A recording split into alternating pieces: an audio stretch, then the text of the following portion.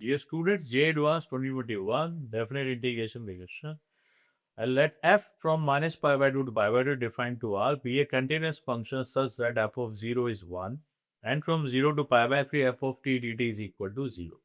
Then which of the following statement is an R true की बात की जा रही, फिर चार ऑप्शंस हमारे सामने लिखे गए. ठीक है, इस कॉन्सेप्ट के ऊपर हमसे पूछा गया है तो हम ये चेक करना चाहते हैं, अगर हर स्टूडेंट पे करना भी चाहिए तो उस टाइम जो स्टूडेंट्स का क्या बिहेवियर था, तो आइए डिस्कस करते हैं. जिस कैटेगरी के अंदर ये क्वेश्चन पूछा गया है तो वो है एमसीक्यू क्वेश्चन जिसके one and more than one options are correct. सही करने पर +4 है और गलत करने पर -2 की पेनल्टी भी है. पार्शियल मार्किंग इनेबल्ड है. उस टाइम के स्टूडेंट्स में से ओनली 3.71% स्टूडेंट ऐसे थे जिनको +4 मार्क्स इसके अंदर मिले. और वहीं पर आप देख सकते हैं गलत वाले रिस्पॉन्स जो है 14% है. -2 की मार्किंग ये लेकर गए. पार्शियल मार्किंग वाले भी 34% के आसपास पार्शियल मार्किंग वाले भी स्टूडेंट्स यहाँ पर रहेंगे. ठीक है, अब हुआ क्या होगा, स्टूडेंट की मेंटेलिटी से हम इस क्वेश्चन को करना चाहें तो सबसे पहले उन्होंने ये लिमिट वाले सवाल सॉल्व किए होंगे. तो हम भी यही करते हैं, पहले लिमिट वाले सॉल्व कर लेते हैं. आपको भी यही करना है क्योंकि ये जो एटलीस्ट वाले क्वेश्चन होते हैं ना, ये कहीं पर भी जा सकते हैं. ये मीन वैल्यू थ्योरम की तरफ चले जाते हैं, मोनोटोनिसिटी की तरफ चले जाते हैं, है ना. एओडी का भी हेल्प यहाँ पर हो सकता है. तो चलिए सबसे पहले लिमिट सॉल्व को सॉल्व कर लेते हैं. अगर हम यहाँ पर देखें तो हमें सबसे पहले तो एक रिजल्ट बड़ा पता है कि लिमिट अगर x टेंड्स टू 0 हो, e⁻x - 1 अपॉन x इसका वैल्यू 1 आता है. ये स्टैंडर्ड लिमिट है जिसके बारे में हम जानते हैं. तो चलिए सबसे पहले सी ऑप्शन की बात करते हैं. यहाँ पर हमने लिख दी लिमिट है x टेंड्स टू 0. यहाँ पर पहले मैंने x स्क्वायर कर दिया और यह है 1 - x स्क्वायर. फिर एक इंटीग्रेशन है 0 से लेके x है, एफ टी डी टी है. और यहाँ पर x, क्योंकि यहाँ पर सिर्फ सिंगल x था तो मैंने x से मल्टीप्लाई डिवाइड कर दिया है और इसकी लिमिट की वैल्यू हमें निकालनी. ध्यान रखिए e⁻x - 1 अपॉन x1 आता है, यहाँ ऐसा लिखा गया है. तो हमारा अगला काम है कि थोड़ा सा इसको रीअरेंज करके लिखें. तो माइनस साइन कॉमन ले लिया और ऊपर वाला जो x स्क्वायर है उसको नीचे लेकर आ गए. And then we are having this 0 to x F T D T. ये अगर आप देखें फॉर्म तो ये स्टैंडर्ड फॉर्म से 1 क्रिएट हो जाएगा. 0 यहाँ है, 0 से 0 इंटीग्रेशन भी है, 0/0 वाला फॉर्म यहाँ बन जाएगा. तो जब आप इसकी पार्शियल लिमिट यहाँ पर लगा देंगे so this data we are getting this as -1 और यहाँ पर 1 आता है. यहाँ से आपके पास है एफ ऑफ एक्स है, एक्स का डेरिवेटिव 1 और ये 1 बनता है. लिमिट्स आप लगाने जाएंगे तो -f(0) बनेगा. And -f(0) is 1 minus f of 0 is -1. So we are marking C as the correct answer. C वाला ऑप्शन जो है हमारे पास यहाँ से सही आ गया है. बारी है डी ऑप्शन की, उसके बारे में बात करते हैं. तो डी ऑप्शन अगर हम देखें तो डी के बारे में बात करेंगे. डी में लिखा गया है लिमिट है आपके पास से x टेंड्स टू 0 है, sin x upon x square है. हम एक काम करते हैं, पहले sin x अपॉन x को सेपरेट कर देते हैं और फिर हमारे पास एक x एक्स्ट्रा है. 0 to x से एफ टी डी टी अपने पास से लिखा गया है. स्टैंडर्ड लिमिट से दिस इज 1 और आप इसको देखेंगे तो ये 0/0 वाला फॉर्म है. ये बात नीचे 0, 0 से 0 इंटीग्रेशन होगा. ठीक है, तो ये 1 क्रिएट हो चुका है. अगले वाले में हम पार्शियल लिमिट यहाँ लगा चुके हैं तो दिस इज 1. यहाँ पर एल ऑर्बिटल लगा देंगे, दिस इज 1. ऊपर लेबनीज का रूल होगा, रूल लगा देंगे. This is what we are getting f of 0/1. f of 0 is 1. You are getting 1 as the final answer. यहाँ -1 दिया है, that's why the D is not the answer. C is the correct answer. C और D में decide हो गया. अब बारी है A और B के पास. A और B में अगर हम देखें तो यहाँ पर बोला है कि इस इक्वेशन का एटलीस्ट 1 सॉल्यूशन है और इस इक्वेशन का एटलीस्ट 1 सॉल्यूशन है. एटलीस्ट वाले वर्ड लिखे गए. इसको आगे लेकर जाने के पहले एक छोटा सा कॉन्सेप्ट की हम बात करते हैं कि अगर हमारे पास A से B के अंदर कोई फंक्शन लिखा गया है, if A to B fx dx is equal to 0, एक इंटीग्रेशन हुआ जो A से B के अंदर किया गया और उसका इंटीग्रेशन की वैल्यू 0 आती है, provided this function is continuous function. So let fx is a continuous function. तो फिर इसका ये रिजल्ट निकल के आता है कि जो fx है ना, हुआ क्या होगा, जहां पर भी आपने इसको इंटीग्रेट किया होगा, definite integration represents algebraic sum of areas bounded from x equal to A to x equal to B. उसका जो एल्जेब्रिक सम निकाल कर लेकर आता है, और अगर ये जीरो आया है इसका मतलब ये है कि हो सकता है कि ऐसा रहा हो और इफेक्टिव एरिया दोनों का इक्वल रहा होगा, ओवरऑल सम निकल के जीरो आया है। ये भी हो सकता है, ये वाली बात भी यहां पर आ सकती है, और ऐसा भी हो सकता है कि थोड़ा ऐसा रहा हो, लेकिन इफेक्टिवली सबका सम ओवरऑल निकलकर जीरो आ गया है।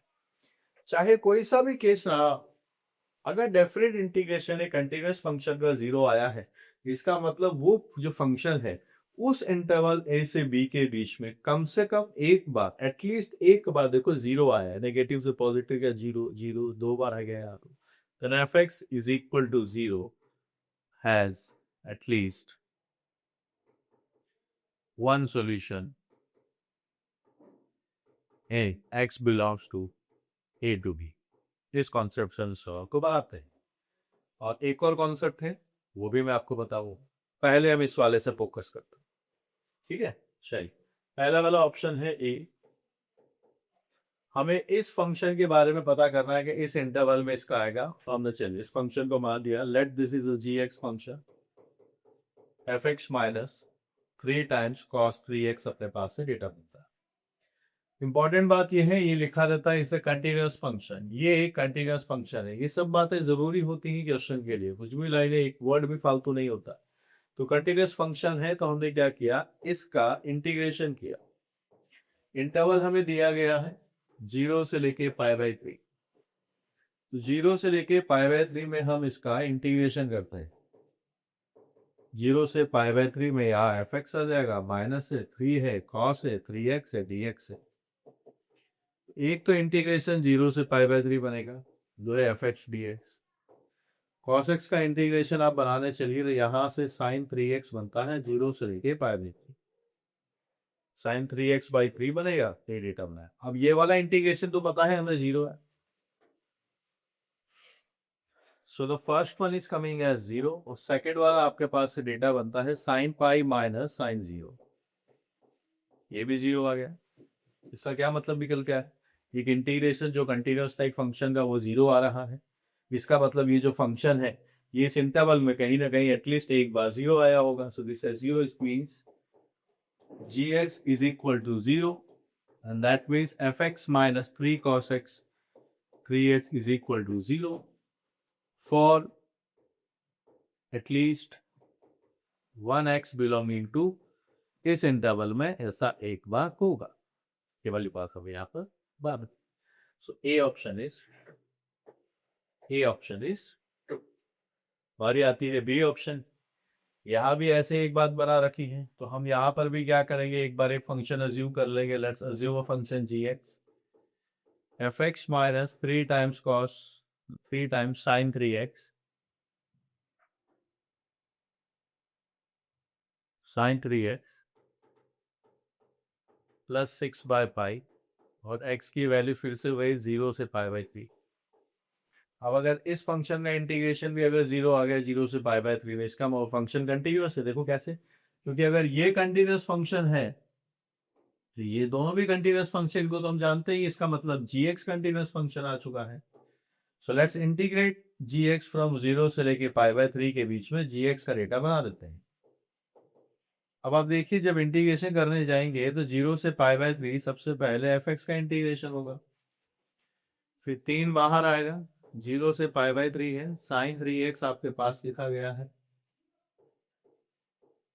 फिर आता है 0 से π/3, इट इज 6/π dx आता है। ठीक है, चलिए इंटीग्रेशन 0 से π/3 fx वाला तो 0 है, साइन x का इंटीग्रेशन आपके पास से cos 3x/3 बनता है 0 से π/3, 6/π है π/3 माइनस 1, 3 से 3 चला जाएगा, आपके पास से डेटा बनता है cos पाई माइनस cos 0, ये डेटा आपके पास से बनता है। अगला वाला डेटा बना के देखिए, we are getting from 2 from here.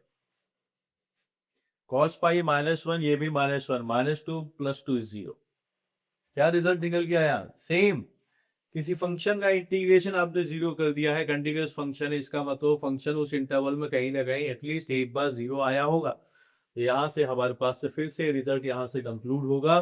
So now gx is 0, और gx 0 होगा, इसका मतलब आपके पास से ये जो रिजल्ट लिखा गया है ये सही हो जाएगा एटलीस्ट वन टाइम इंटरवल 0 से लेके π/3 के बीच में। Yes, B is also correct. So the final answer we are getting this as A, B and C. ये हुआ फर्स्ट एक्सप्लेनेशन। इसी सवाल को दूसरे तरीके से भी समझते हैं, सी और डी के अलावा ए और बी की बात में सेकंड ऑल्टरनेटिव मेथड आपको बता रहा हूं। ऑल्टरनेटिव मेथड, इंटीग्रेशन से बात समझ में नहीं आती, नो प्रॉब्लम। एटलीस्ट वाला केस लिखा हुआ है, रोल्स थ्योरम से इसको सॉल्व करने की कोशिश करते हैं।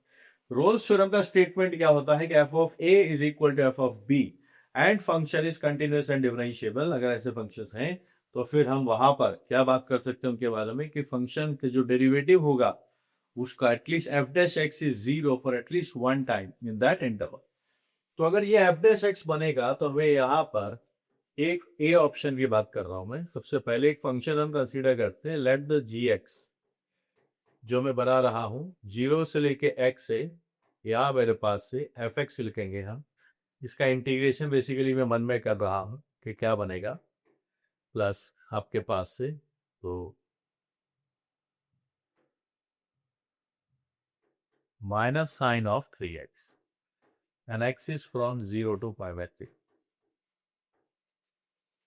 रोलेस थ्योरम के हिसाब से अगर हम बात करें तो इस फंक्शन के बारे में ये पता चलता है कि भाई देखिए एक फंक्शन हमने कंसीडर कर दिया। रोलेस थ्योरम के स्टेटमेंट के बारे में बात करें तो देखो यहाँ पे हालांकि fx के बारे में इतना पता है कि ये कंटिन्यूअस है। कंटिन्यूअस फंक्शन का जब इंटीग्रेशन होगा तो ये डिफरेंशिएबल ही बन जाएगा, क्योंकि डिफरेंशिएशन से करने से fx आएगा। तो ये वाला जो फंक्शन है हमारे पास से ये कंटिन्यूअस एंड डिफरेंशिएबल दोनों हो जाएगा। इसके डिफरेंशिएशन पर fx आता है और fx कंटिन्यूअस फंक्शन है, ठीक है। तो ये हो गया कंटिन्यूअस एंड डिफरेंशिएबल। 0 पर डेटा अगर हम निकालने जाते हैं तो 0 से 0 इंटीग्रेशन होगा, साइन 0 0 होता है। मैं f ऑफ π/3 पर मैं डेटा निकालने जाऊंगा, g ऑफ π/0 से π/3 0 बनेगा, ये डेटा गिवन है। और जहां मेरे पास से साइन ऑफ पाई बनेगा वो भी 0 आता है। अब आप देखिए तीनों स्टेटमेंट ट्रू है, कंटिन्यूअस से डिफरेंशिएबल है और f ऑफ a बराबर f ऑफ b भी आ चुका है। नाउ फ्रॉम रोलेस थ्योरम हम ये बात कह सकते हैं कि इसका जो डेरिवेटिव होगा g dash x is equal to 0 for at least 1x belonging to 0 से लेके π/3 में एक बार कम से कम इसका डेरिवेटिव 0 आएगा। तो हमने पहुंचे यहाँ पर gx g डैश x, यहाँ पे आप इसका डेरिवेटिव बना लीजिए। डेरिवेटिव उसका बना के बताइए, लेबनीज रूल की जरूरत पड़ेगी। gx minus 3 times cos 3x is equal to 0। Same statement लिखा हुआ है, आगे। सिमिलरली बी ऑप्शन के लिए हमें एक और फंक्शन अज्यूम करना होगा, क्योंकि ये f डैश x होता है तो इसका इंटीग्रेशन वो बनेगा। तो मन में थोड़ा इंटीग्रेशन कर लीजिए, ये बात बनी। आपके पास से cos sin 3x लिखा हुआ है, ये डिफरेंशिएशन के बाद आएगा, यानी cos 3x रहना चाहिए। cos का डेरिवेटिव माइनस sin 3x बन जाएगा ना, और प्लस मेरे पास है 6/π टाइम्स x भी आता है। इंटरवल वही 0 से π/3। ये फिर से वही कंटिन्यूअस से डिफरेंशिएबल है। h ऑफ 0 0 से 0 cos 0 1, डेटा 1 आया। f ऑफ π/3 0 से π/3 इंटीग्रेशन 0 है, cos पाई बनेगा π/3। अगर आपके कॉन्सेप्ट सही हैं तो सब चीजें आपके मैथमेटिक्स अपने ऑटोमेटिकली एडजस्ट कर जाएगी। यहाँ पर 2 आता है और थोड़ा डेटा देखिए मेरे पास ये डेटा भी 0 ही आ रहा है, कुछ गड़बड़ हुआ है क्या? जी, पहले हमने क्या रखा है, 0 रखा है। तो we are getting this as 1, 0 रखा, कोई परेशानी? कोई परेशानी नहीं है। यहाँ पर डेटा देखिए आप, ये आता है -1 और यहाँ से आएगा 2। मैंने बोला ना अगर कॉन्सेप्ट सही है तो अपने ऑटोमेटिकली एडजस्ट हो जाएंगे सब। दोनों जगह से 1 1 आ गया। रोलेस थ्योरम के तीनों कंडीशंस एप्लीकेबल है। कंटिन्यूअस है, डिफरेंशिएबल है, h of 0 is equal to h of pi by 3. So now from Rolle's theorem we can say that h dash c is equal to 0. इसका डेरिवेटिव कम से कम एक बार 0 जरूर आएगा, और एक बार 0 जरूर आएगा तो इसकी हम बात कर लेते हैं। तो इसका डेरिवेटिव हम निकालते हैं। डेरिवेटिव कहाँ है इसका? इसका डेरिवेटिव बताइए क्या बनेगा वो? वहां से एफ एक्स आ जाएगा। cos x का derivative 3 times sin 3x and plus 6 by pi is equal to 0। Same equation जो यहाँ पर लिखी गई है, as at least one solution in 0 to pi. तो चाहे आप इस क्वेश्चन को रोलेस थ्योरम से करें या जो हमने इंटीग्रेशन वाली जो बात सिखाई है उससे करें, बात सेम है। दोनों कॉन्सेप्ट ठीक है। सवाल बहुत अच्छा है। आपने देखा कितने % स्टूडेंट्स ने इसको सही किया। यहाँ पर मैं देखा कि सही मार्क्स पूरे इंडिया में 3.71% स्टूडेंट्स इंडिया में ऐसे थे जिन्होंने इस क्वेश्चन को ढंग से सॉल्व किया था उस टाइम पे। 21 में और आज के ज़माने में काफ़ी डिफरेंस आ गया है। काफ़ी ज़्यादा ऑनलाइन का वो भी है, आप घर बैठे आप पढ़ सकते हैं, तो आपकी लर्निंग और शूटअप हो जाती है। जहाँ पहले कोचिंग इंस्टीट्यूट में सिलेबस करा के फ्री कर देते थे, अब स्टूडेंट डे बाय डे अगर वो पढ़ना चाहता है तो अब उसके लिए कोई लिमिट नहीं है, वो हमेशा अपनी लर्निंग को सीख सकता है। You can always get connected with me as well.